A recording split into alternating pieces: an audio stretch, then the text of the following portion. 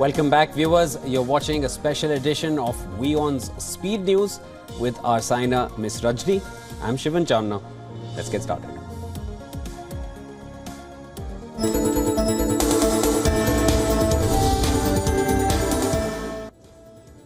According to reports from the Iranian state media, an Israeli airstrike outside Damascus has killed a senior advisor in Iran's Revolutionary Guard Corps.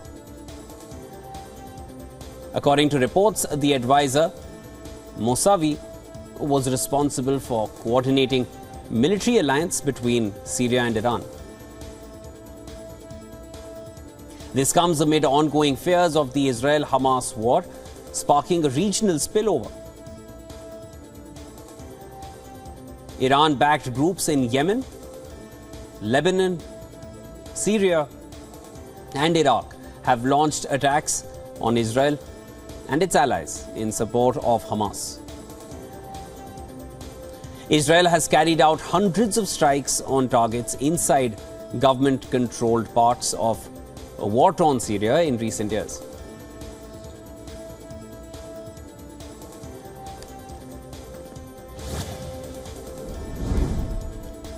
In a recent demonstration of the highly charged atmosphere surrounding the hostage situation, Israeli Prime Minister faced disruption during a parliamentary session.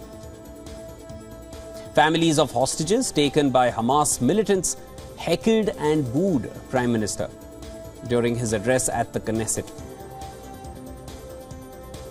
As Netanyahu took to the podium to address the country's parliament, the Israeli Prime Minister was met with vocal opposition from families of hostages.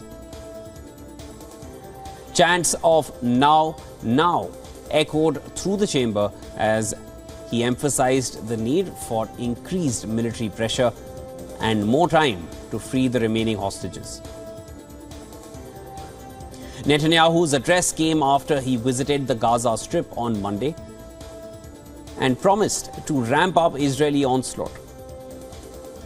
Shortly after his return, Netanyahu said the war was far from over.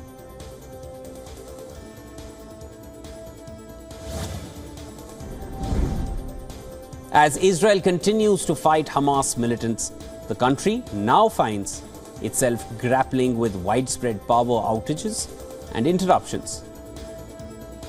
Reports of these disruptions have been emerging from various regions across the nation, putting numerous communities into darkness. According to the CEO of the electric company, the source of power outages is due to the collapse of 2 production units.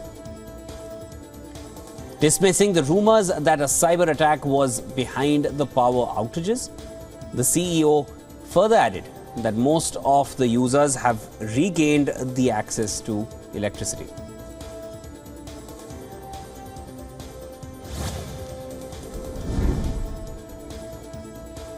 Hamas has released a video showing the group's military wing fighting with Israeli forces in northern Gaza. The footage appears to show the militants using rocket-propelled grenades to engage in a gunfire amongst rubble of destroyed buildings. Media agencies have not been able to verify the date and location of the video. The group has also released a separate video claiming to show rockets being fired towards Israel.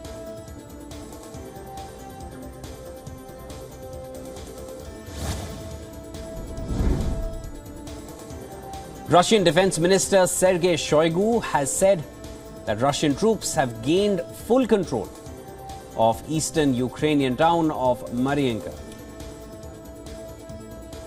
This is reportedly one of Russia's most significant gains since the capture of Bakhmut in May earlier this year. The town of Mariinka is often described as a ghost town ever since Russia's invasion of Ukraine.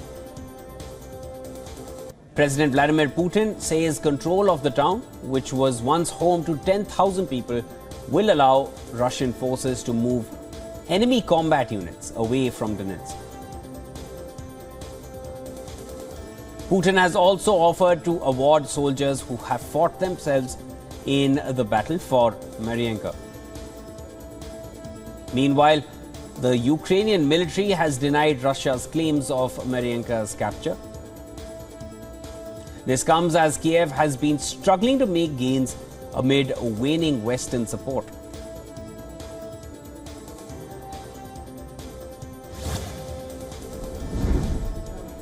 Russian President Vladimir Putin has chaired a meeting of the Supreme Eurasian Economic Council to discuss the work of the community and prospects for further integration. Leaders of the EAEC countries, including Armenia, Belarus, Kazakhstan and Kyrgyzstan, they participated in the meeting. Putin praised the economic development of Russia and other EAEC member states. He said there had been a significant growth of GDP during the meet. The EAEC countries have signed a free trade agreement with Iran and a similar draft agreement with Egypt. Putin said that the formation of free trade zones with these countries will further increase the export potential of the EAEC.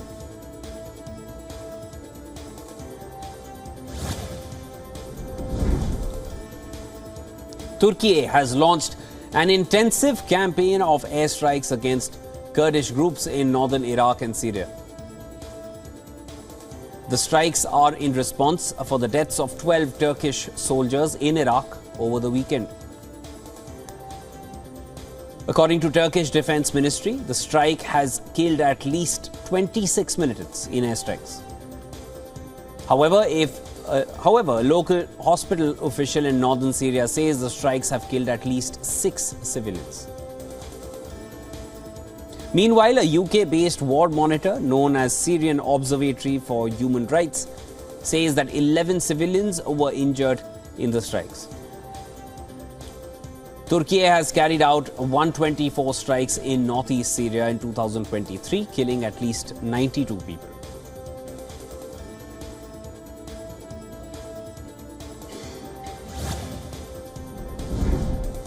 Massive anti-government protests have gripped Serbia's capital, Belgrade. The protests come as the opposition allege fraud and malpractices in the elections held last week and of which the results are being declared.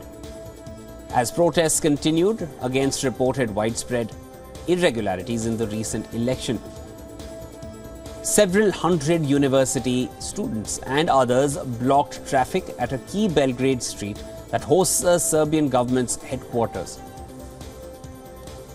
Opposition group Serbia Against Violence has been staging protests since the December 17th elections. They say there was election fraud, particularly in the capital, Belgrade. The opposition is demanding the annulment of parliamentary and local elections. Some opposition politicians have also gone on a hunger strike.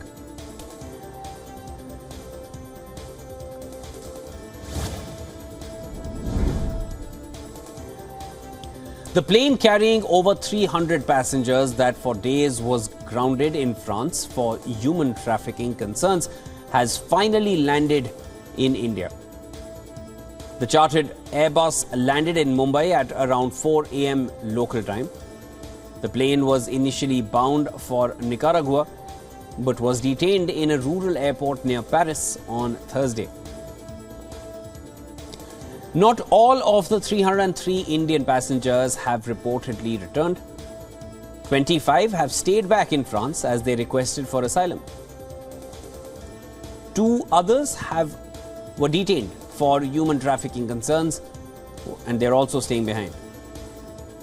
The passengers were interrogated by French authorities for 4 days. The Vatry airport functioned as a makeshift courtroom for these interrogations.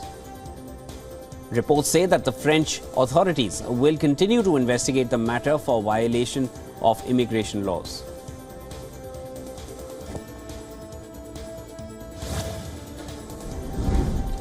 India's indigenous warship INS Infal has been formally inducted into the Indian Navy by Defence Minister Rajnath Singh.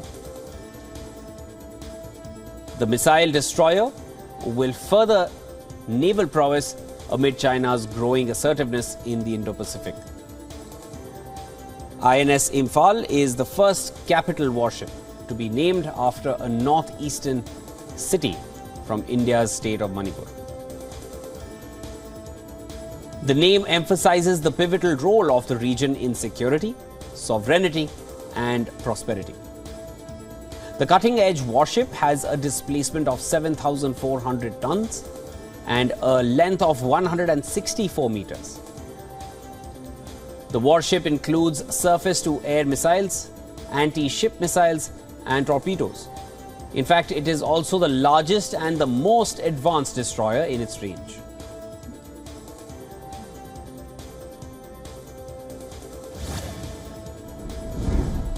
China has launched a Long March 11 carrier rocket into space from a sea area off China's southern Pacific coast.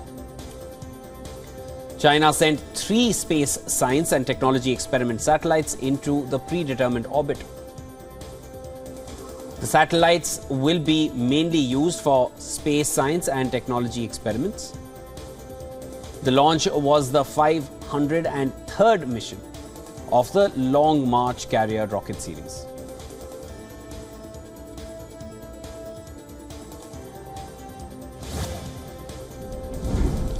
Armed groups have killed at least 160 people in central Nigeria in a series of attacks on villages. The toll is 10 times the figure of 16 dead first reported by the army in a region long riddled with religious and ethnic tensions. As per local government officials, military gangs, locally called bandits, launched well-coordinated attacks in at least 20 different communities, and they torched houses as well. The officials said as many as 113 persons were killed in hostilities that broke out on Saturday and persisted until the early hours of Monday. A provisional report by the local Red Cross reported 104 deaths in 18 villages in the Bokos region. At least 50 were also reported dead in several villages in the Barkin Ladi area. According to Dixon Sholom, a member of the state parliament.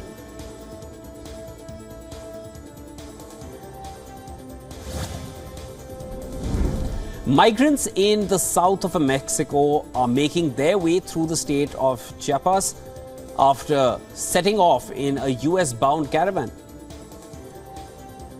The group, which included citizens of Central America and the Caribbean, walked through the town of Huistla, with many carrying children in their arms. Local authorities have estimated that the average number of migrants crossing per day to be around 8,000. According to the UN, migrants are heading to the US to escape violence, economic distress, negative impacts of climate change. The number of people crossing the perilous Darien Gap in Colombia and Central America has topped 500,000 this year. US Secretary of State Antony Blinken is set to visit Mexico this week as the Mexican government pledged to help Washington cope with regard numbers of people trying to reach the border.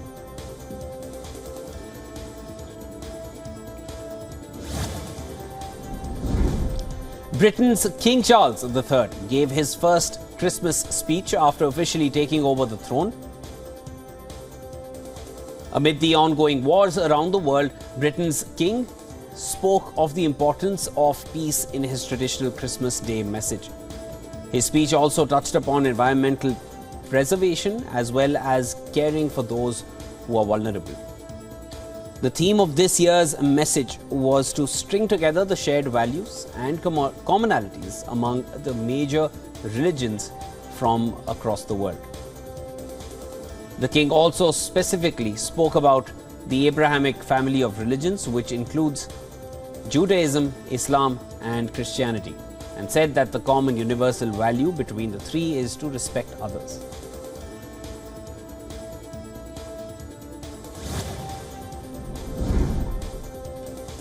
The German town of Kalmuins remained flooded on Christmas Day after heavy rainfall caused the nearby river Naab to burst its banks. Most streets near the river banks were underwater at midday on Christmas, with many gardens and cellars being flooded as well. According to the Flood Information Service, the river is expected to exceed the 4-meter mark in the evening before floodwaters recede. Emergency services were busy securing boats and movable property and pumping water out of cellars. They were waiting for the floodwaters to peak before they could start the cleanup operation.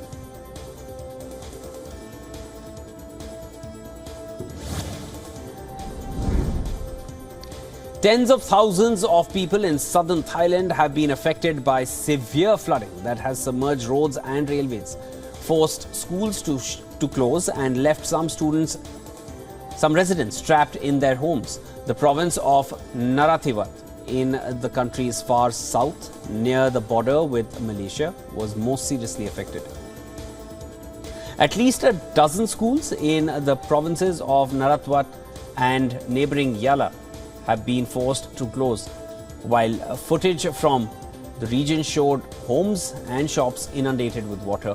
Days of torrential rain have also caused problems at sea, with at least 7 boats which have sunk in the Gulf of Thailand and Andaman Sea since Friday. Authorities have warned residents in the provinces to be ready to evacuate if the flood gets worse.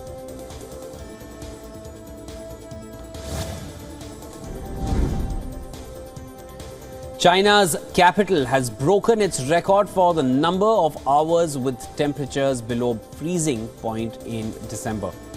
This comes after a cold wave hit much of the country with blizzards and prolonged low temperatures. Northern and northeastern China experienced particularly cold temperatures over the last roughly 2 weeks, caused by biting cold air blowing south from the Arctic, with some areas hitting lows of negative 40 degrees Celsius. As of Sunday, a Beijing weather observatory had recorded more than 300 hours of sub-zero temperatures since December 11th.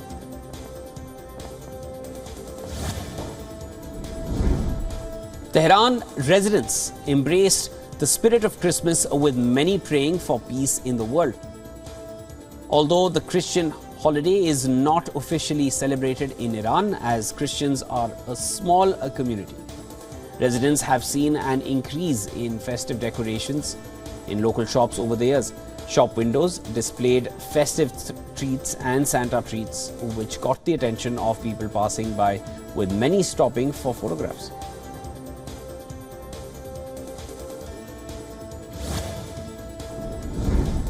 The 78th edition of the Sydney to Hobart yacht race has begun under dark skies. Thunderstorms, heavy rain and strong winds blanketed Sydney Harbour an hour before the start. Competitors in this year's Sydney to Hobart have been warned to brace for choppy conditions, as thunderstorms and strong winds are forecast for Australia's biggest boat race. Sudden wind changes, rain and reduced visibility are all possible in the first 2 days of the racing event. More than 100 boats will compete in this year's edition of the race. Last year, the winning yacht crossed the finish line in 1 day, 11 hours and 56 minutes.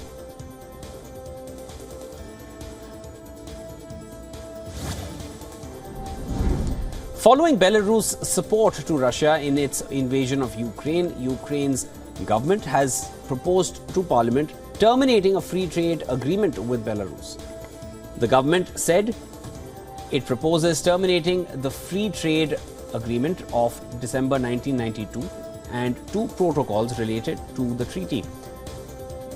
Under Ukrainian law, interstate agreements must be terminated by parliament after the collapse of the Soviet Union in 1991. Belarus remained one of Ukraine's main trading partners, supplying significant amounts of fuel and fertilizers to Kiev.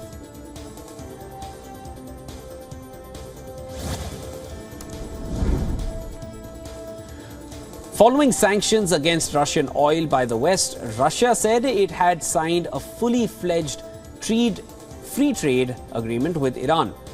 The agreement will become permanent and replace a similar temporary pact in force since 2019. The previous deal facilitated mutual trade with Iran and increased it to $6.2 billion in 2022 from $2.4 billion in 2019. Both Russia and Iran have taken on additional significance for the Kremlin after Western sanctions over Moscow's conflict in Ukraine limited Russia's foreign trade routes and forced it to look for markets outside Europe.